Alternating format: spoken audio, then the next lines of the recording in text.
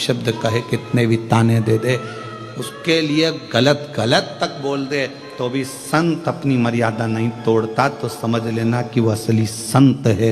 नामदेव जी को कितना कहा, तुकाराम जी को कितना कहा, मीराबाई को कितना कहा, रामकृष्ण परमहंस जी को कितना कितना, चैतन्य महाप्रभु जी को कहा, कितना श्रीमद् वल्लभाचार्य जी को कहा, कितना कितना कहा गया, पर उन्होंने अपनी मर्यादा नहीं तोड़ी। समुद्र तोड़ सकता है, समुद्र मर्यादा तोड़े वो अपनी जगह पर है, पर संत और समुद्र में कोई अंतर नहीं। पर एक अंतर भारी है कि मर्यादा संत नहीं तोड़ता। समुद्र पर तूफान आया और उसने तोड़ा, खंबे तोड़ दिया, पंखे तोड़ दिया, ये तोड़ दिया, कांच तोड़ दिया, बिल्डिंग तोड़ दी, जैसी सुनामी लहरें आती सब तोड़ जाती। पर संत नहीं, असली संत होगा तो मर्यादा नहीं तोड़ेगा, कभी उसके मुंह से बद्दुआ नहीं निकलेगी, कभी अपशब्द नहीं निकलेगा। कई लोग संत बने हैं और संत बनकर भी दूसरे को बद्दुआ दे रहे हैं, तू ऐसा हो जाए, तेरा वैसा हो जाए, तू यूं हो जाए, तो वो संत नहीं हो सकता। संत कभी बद्दुआ नहीं देता, उसके मुख से हमेशा राम नाम है, कृष्ण नाम है, शिव नाम है, परमात्मा का नाम है, तो दुआ में भी वही निकलेगा कि शिव तेरी कृपा करे, बाबा तेरा भला, राम तेरा भला करे, कृष्ण तेरा भला करे, अपशब्द नहीं करेगा। क्योंकि संत को मालूम है गुरु की करनी गुरु भरेगा और चेला की करनी चेला, उड़ जाएगा हंस अकेला। ये संत को मालूम है कि मैं बद्दुआ दे भी दूंगा तो कुछ नहीं होना। क्यों नहीं होना? क्योंकि कर्म का भोग तो मनुष्य को यही भोगना है। अगर वो बुरा करेगा तो भोगेगा, अच्छा करेगा तो भोगेगा। तो मैं बद्दुआ देने वाला कौन, मैं अपशब्द कहने वाला कौन? तो संत अपनी मर्यादा नहीं तोड़ते। हमसे लोग कह देते हैं गुरुजी तुमको ऐसा कहा, तुमको वैसा, क्या बोलना, अपन श्री शिवाय उस पे भरोसा तो रखो। जब वो हमारी जान है तो हम भी तो उसकी जान होंगे। और एक पति और पत्नी, एक लड़का और लड़की आपस में बहुत प्रेम कर लेते हैं, तो लड़की पर अगर जरा सी भी आंच आती है तो लड़का सामने आकर खड़ा हो जाता है। बोलो सही है कि गलत है? पत्नी पर कुछ प्रॉब्लम आया तो पति आकर खड़ा हो जाएगा, पति पर प्रॉब्लम आया तो पत्नी आकर खड़ी हो जाएगी। जिससे तुम प्रेम करते हो, तुम्हारे दुख की घड़ी में तकलीफ आई तो वो आगे आगे खड़ा हो गया। तो हमने उसको प्यार किया है और वो हमको प्यार करता है, तो कोई हमको अपशब्द कहेगा तो हमारा वो प्यार भी तो सामने आकर खड़ा होगा, शिव भी तो आकर खड़ा होगा, शंकर भी तो आएगा। उसका इंतजार करो थोड़ा। आप शिरडी के पास में रहते हो, श्रद्धा और दूसरा शब्द क्या है? सबूरी।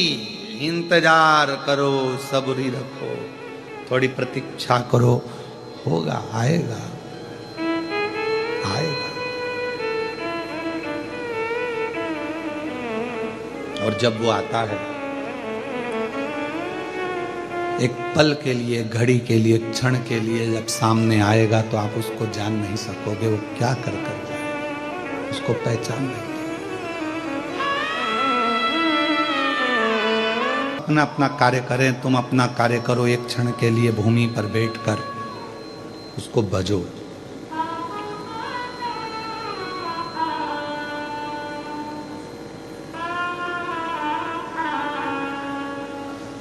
तुम्हारा पति एसपी है, तुम्हारा पति जज है, तुम्हारा पति इंजीनियर है, डॉक्टर है, कलेक्टर है, आदि आदि कुछ भी तुम्हारे पति के पास पद है। अगर कोई पूछे पत्नी से कि तुम्हारा पति कहाँ मिलेगा, तो क्या ऑफिस में होंगे। ये टाइम तो उनका ऑफिस का है। डॉक्टर है तो ये टाइम तो उनका क्लिनिक का है। इंजीनियर है तो ये टाइम उनका ऑफिस का है। हमसे कोई पूछे कि शंकर भगवान 24 घंटे कहां मिलेंगे,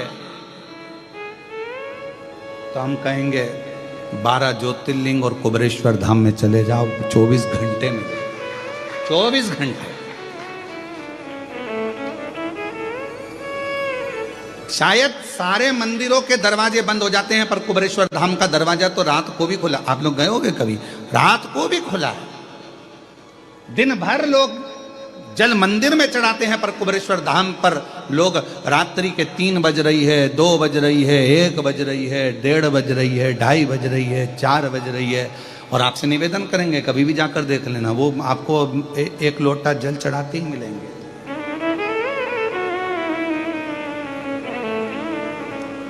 वो जल चढ़ाते मिलेंगे आपको। आप और कहो तो हम हर 1 घंटे में आपको कहो तो हम फेसबुक पे फोटो खींच खींच के डालते रहते हैं हर घंटे के।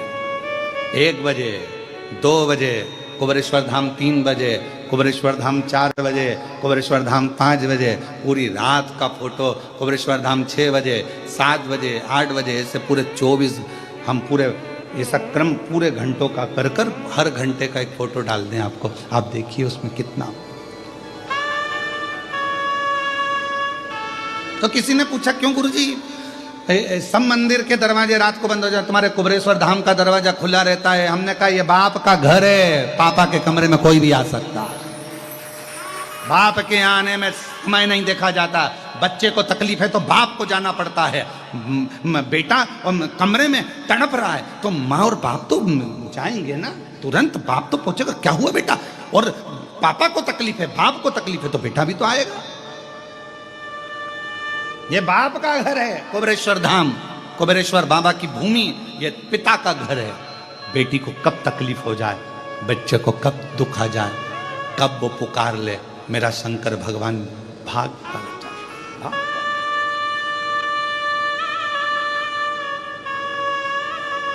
लोग कहते हैं गुरुजी कुबेरेश्वर धाम में 5 दरवाजे हैं मंदिर में आने के।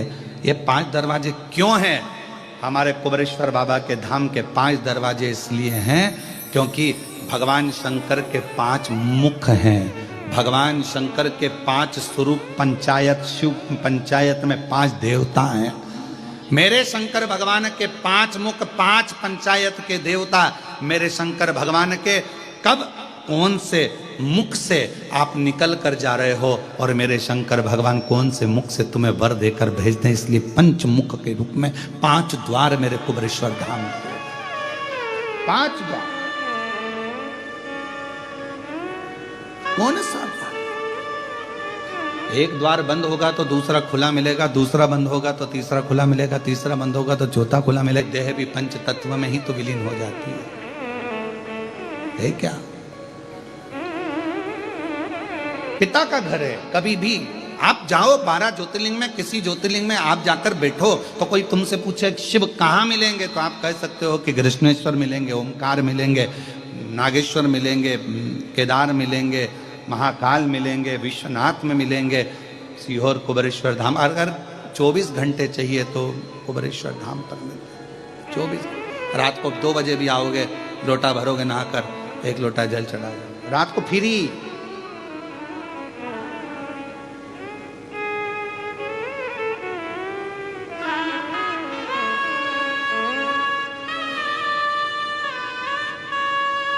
हाँ,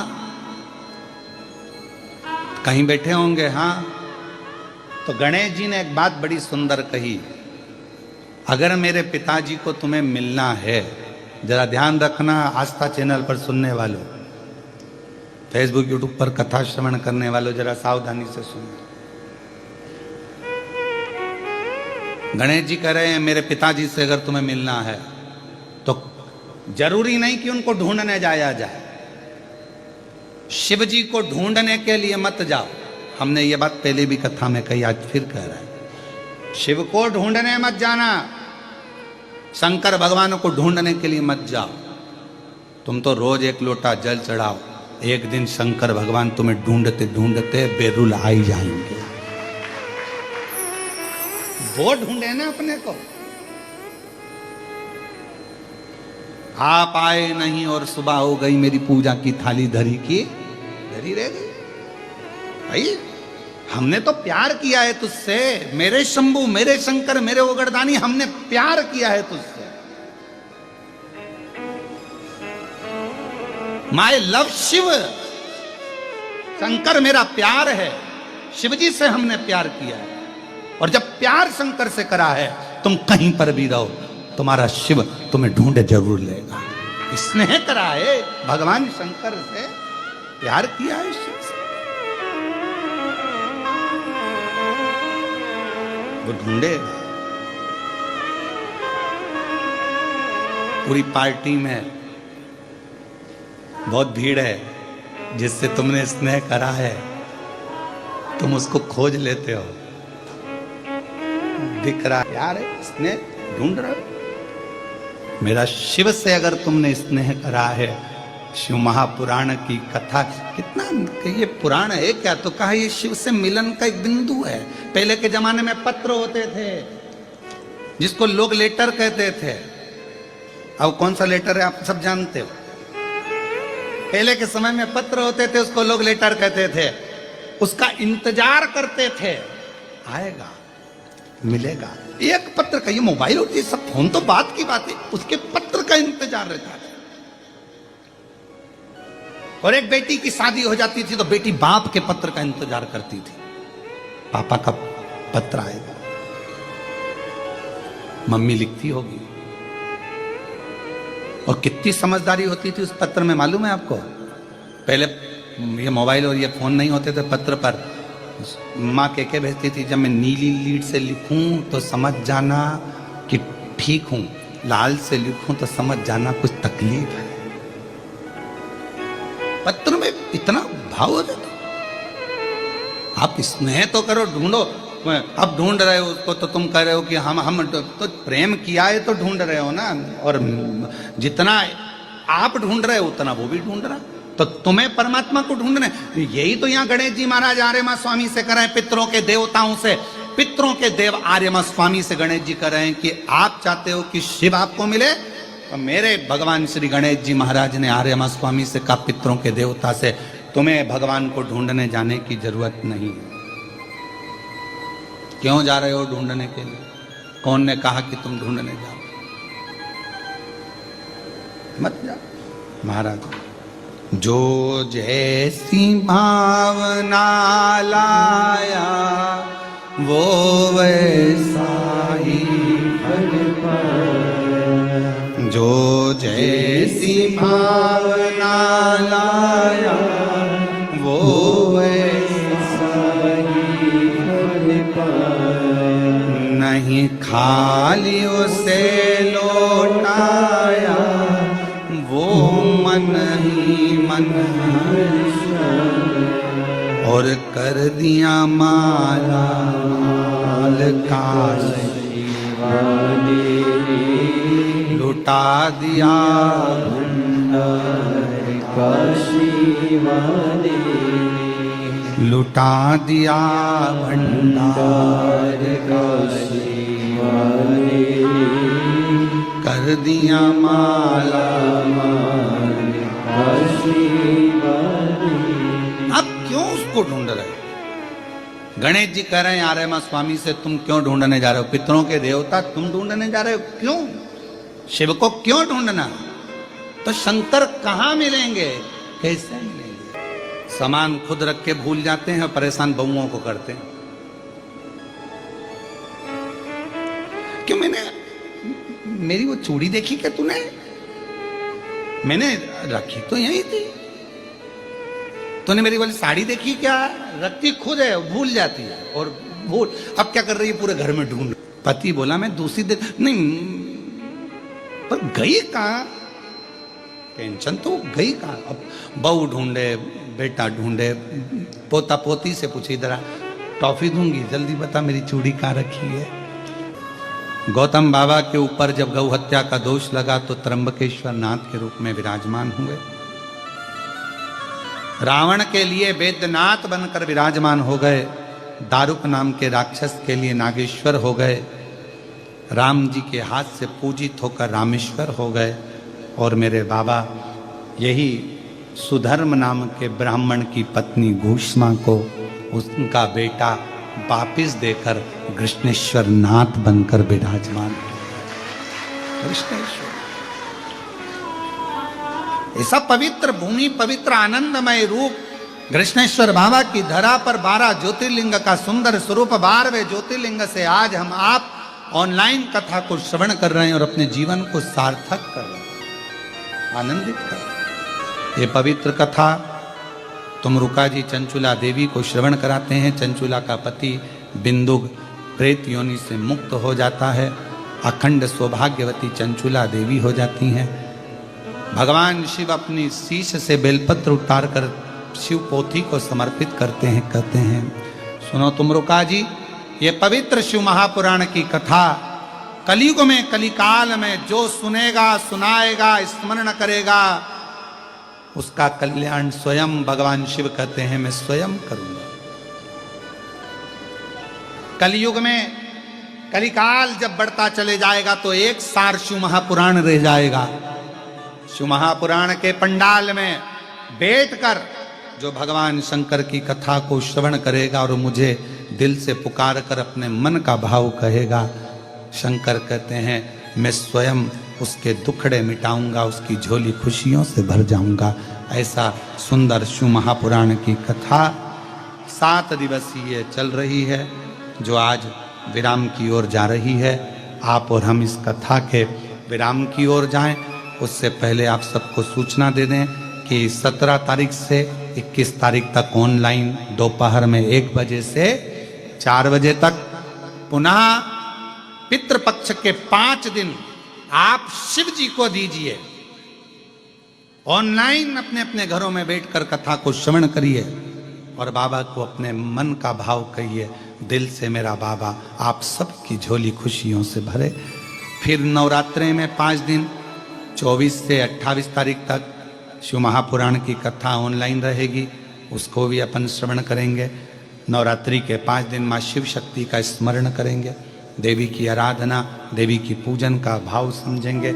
जवारे क्यों बोए जाते हैं, जोत क्यों लगाई जाती है, कलश स्थापना क्यों होती है, क्यों माता रानी को सुहाग सामग्री का इतना भाव रहता है, हलवा पूड़ी, चना पूड़ी क्यों भोग लगती है, सब चीज़ों को समझेंगे।